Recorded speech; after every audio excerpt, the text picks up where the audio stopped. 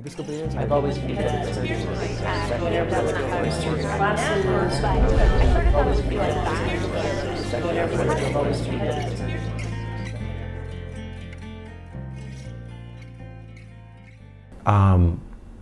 Cathedral of St. Luke was built on the Canal Zone.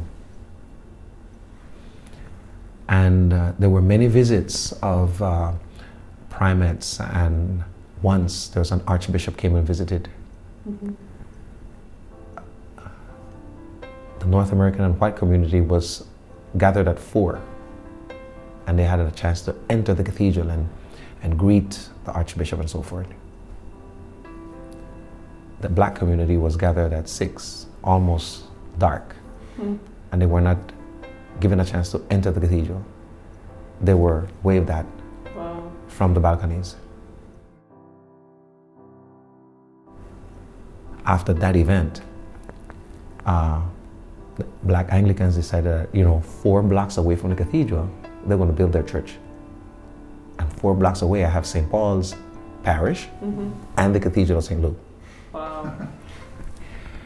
And it's not until 1972, with the first Panamanian bishop from African descent, is that the cathedral begins to have another life. People talk about the cathedral like our cathedral. It's no longer their cathedral. It's our cathedral. And I am the 7th bishop in the diocese, the 5th one after the first Panamanian. And it has been, a piece of work, up the hill to make sure that people see the cathedral as the cathedral of the diocese.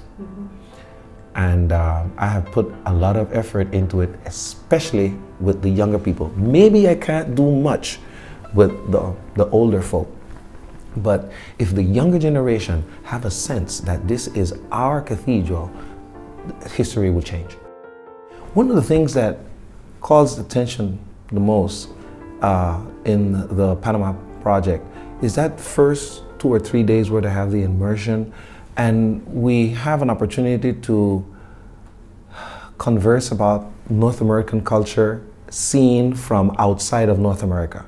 And then, the second part of it is the way in which the person who thought they were coming with many gifts and talents found out that they acquire many more gifts and talents from the people they met in the project and in the process.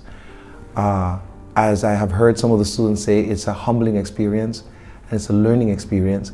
And when they thought that they were sharing a lot, they were the ones who came out with the best bargain because they were the ones that got, a lot of benefit out of it. And it has also served as a role model for some of the young people that say, oh, yeah, maybe I too have gifts and talents that I can bring to the church. Oh, yeah, maybe I too have a call. And I think that most significantly, we have also had deacons working in the program. And that has also raised some interest in the lay people in Panama to see themselves as deacons. Episcopalians are known because you are the people of the book. But then how do you get people involved in liturgy where people cannot read? And they do it through singing. And they do it through praying.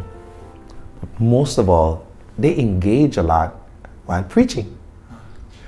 So the way the liturgy within the Episcopal Church in Panama is lived out, it's very participatory, and you invite people to participate, to be part of it. And everyone who sits in the pew has an experience of God that they want to share. And having to create the space where that sharing can happen, it says a lot about how the liturgy is lived out. So I really do think that is one of the potentials that come to the program, that you can get out of the program too. To see how liturgy is lived out, how Anglicanism is lived out, and where people make the connection of life and faith and make it happen, and how it's so significant for them, not only on Sundays, but for whatever happens during the course of the week.